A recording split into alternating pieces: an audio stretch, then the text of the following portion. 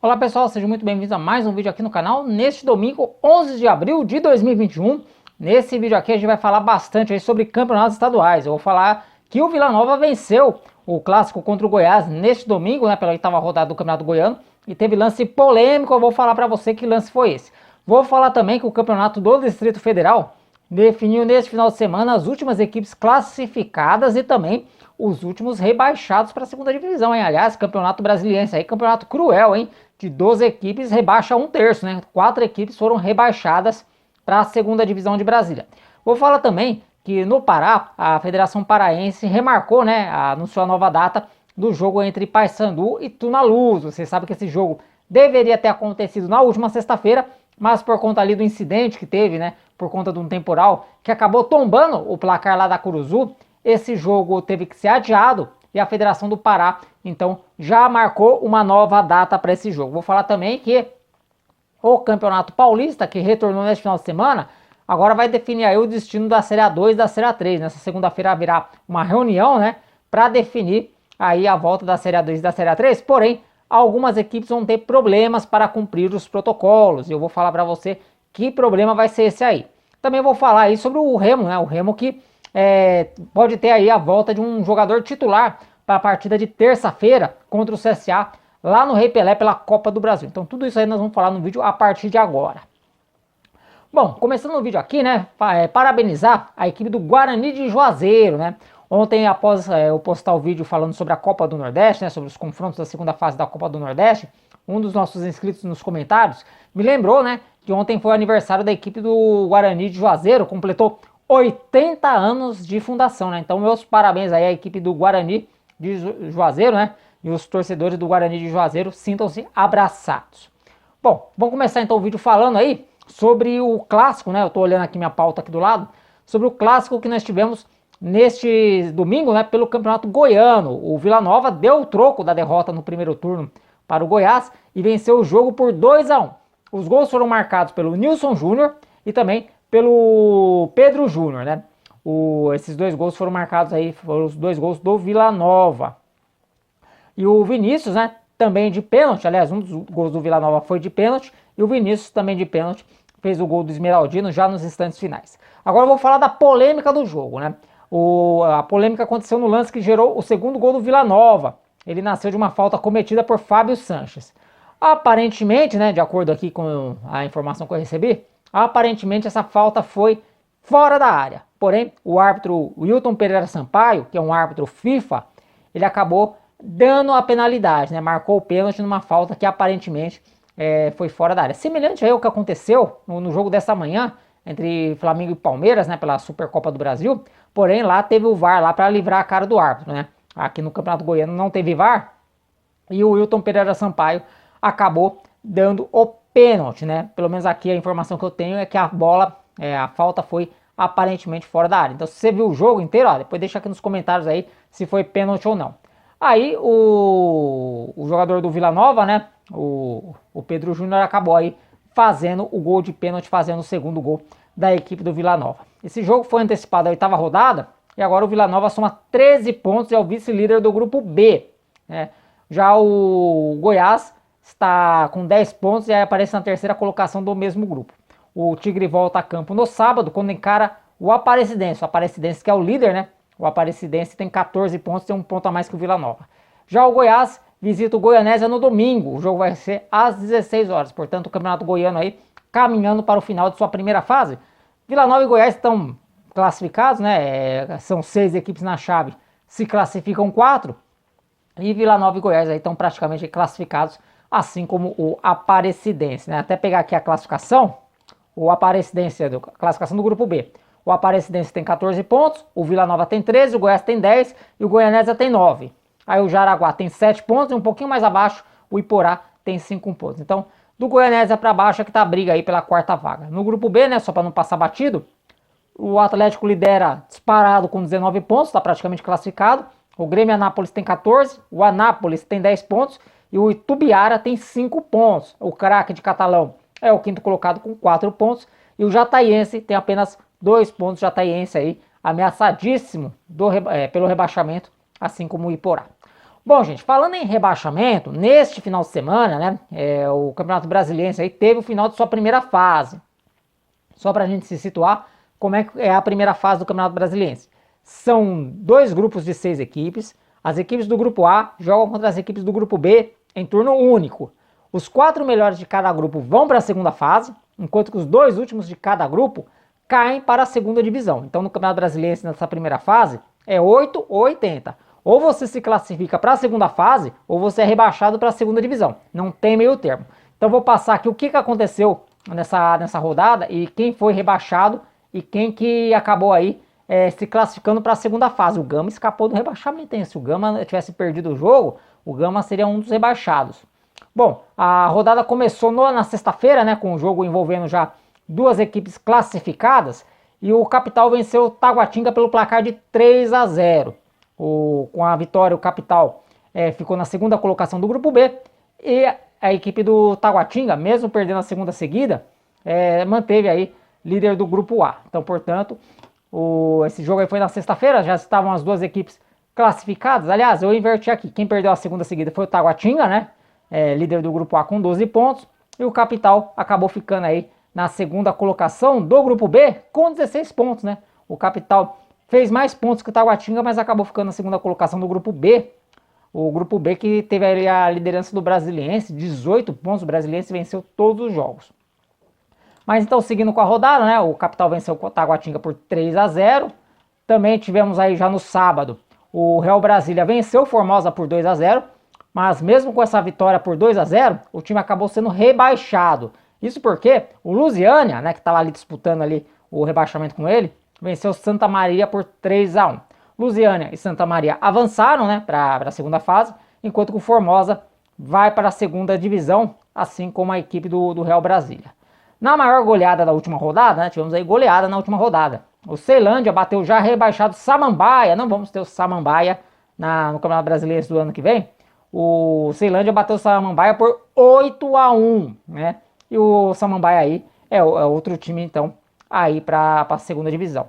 Quem também vai para a segunda divisão é o Sobradinho, que perdeu por 4-1 para o Gama.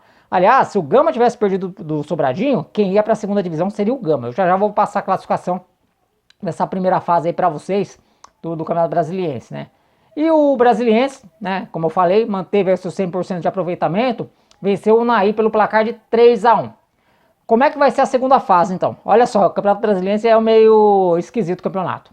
Na segunda fase, as 4 equipes que passaram de cada grupo, os grupos se mantêm os mesmos, né? Com a diferença que não vai ter mais as equipes rebaixadas. Então agora serão 4 equipes por grupo, só que serão as mesmas equipes que já faziam parte do grupo da primeira fase. E agora eles jogarão entre si, dentro do grupo, totalizando 3 rodadas. E os 2 melhores de cada grupo passam para as semifinais. Então nós vamos ter aí mais 3 rodadas para definir os semifinalistas do Campeonato Brasiliense. Eu vou passar então como é que ficou a classificação e quem são os times classificados de cada grupo. E aí eu já passo o jogo da primeira rodada da segunda fase, que já vai acontecer neste meio de semana. No grupo A, tivemos aí a liderança do Taguatinga, né? Mesmo perdendo as 2 últimas, se manteve na liderança com 12 pontos. O Gama, que escapou do rebaixamento, ficou na segunda colocação com 10 pontos. O Unaí, também 10 pontos. E o Lusiânia, que escapou do rebaixamento, ainda pegou ali a 4ª vaga, 9 pontos. Real Brasília, 7 pontos e Samambaia, 4 pontos, foram os rebaixados desse grupo. Portanto, Taguatinga, Gama, Unaí e Lusiânia vão aí disputar 2 vagas na semifinal. Todos vão jogar contra todos. No grupo B, tivemos aí o Brasiliense, 18 pontos, né? 6 vitórias em 6 jogos, 100% de aproveitamento. O Capital vem na segunda colocação com 16 pontos. Ó, o Capital aí fez sombra pro Brasiliense, hein? Se não fosse um empatezinho na rodada passada, teria feito aí os mesmos 18 pontos que o Brasiliense. O Ceilândia foi o terceiro colocado com 12 pontos e o Santa Maria ainda conseguiu a 4ª colocação com 5 pontos. O Sobradinho somou apenas 1 ponto e o Formosa aí conseguiu a façanha de perder todos os jogos. Então nesse grupo B tivemos a equipe 100% e também a equipe 0%, né? Então o Formosa aí fez uma campanha para se esquecer. Jogos da primeira rodada da segunda fase. Dia 14, né? Quarta-feira, teremos aí o Taguatinga jogando contra o Unaí. Esse jogo vai ser no Cerejão. E também o Gama contra o Lusiânia, jogo ainda com o local a definir. Na quinta-feira, dia 15, o Brasiliense jogará contra o Ceilândia, no Cerejão. E o Capital vai encarar a equipe do Santa Maria, jogo este numa Mané Garrincha, né? Então, Esses aí já são os jogos da primeira rodada do campeonato do Distrito Federal. Bom, gente, antes da gente seguir aqui falando dos campeonatos, né, eu falei de goleada.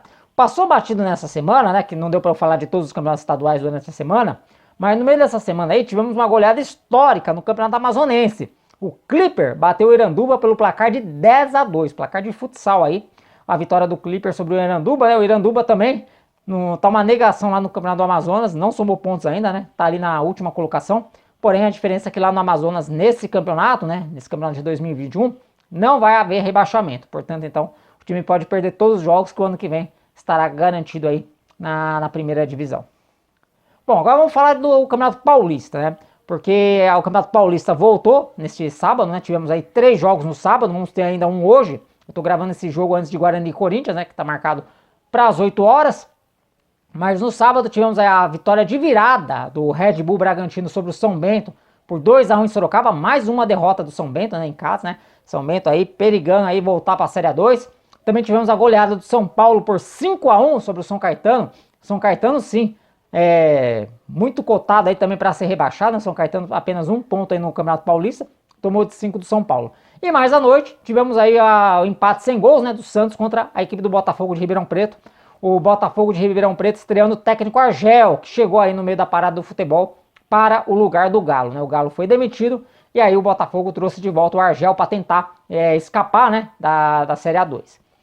E nesta segunda-feira vai acontecer a reunião com os representantes das equipes da Série A2 do Campeonato Paulista e também da Série A3. Essas reuniões serão por videoconferência, né? Serão reuniões virtuais. O encontro com os times da Série A2 acontece às 15 horas, enquanto que a reunião com os times da Série A3 será às 5h30 da tarde. Aí o que vai ser discutido nessa reunião? Vai ser discutido as datas e também a implantação do mesmo protocolo de segurança, né, já utilizado, né, para a volta da Série A1.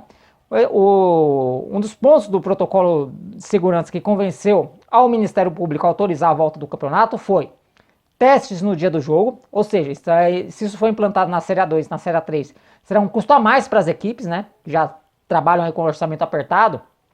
Então essas equipes terão esse custo a mais com esses testes, né, que terão que ser feitos obrigatoriamente no dia do jogo. E tem um outro problema, porque uma outra questão também para a volta do futebol em São Paulo foi que as partidas sejam disputadas a partir das 20 horas, ou seja, a partir das 8 da noite.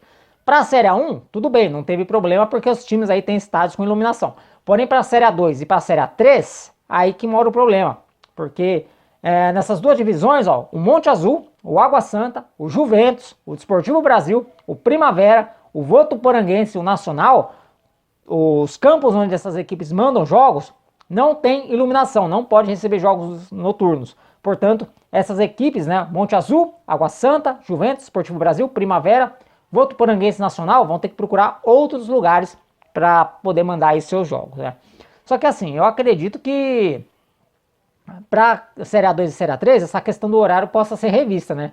Porque não são jogos televisionados, né? A federação tem transmitido aí por meio das suas plataformas, pelo Paulistão Play, né? Que foi lançado esse ano, tem transmitido esses jogos, mas são jogos que certamente não vão causar aglomerações, né? Ninguém vai parar assim, vai encher um bar, por exemplo, para assistir uma partida da Série A3, né? Dificilmente isso aí vai acontecer, a não ser, lógico, que seja uma partida decisiva, né? Então essa parte do horário aí poderia ser um pouquinho mais flexível, né? E fazer como fizeram no ano passado, jogos no período da tarde.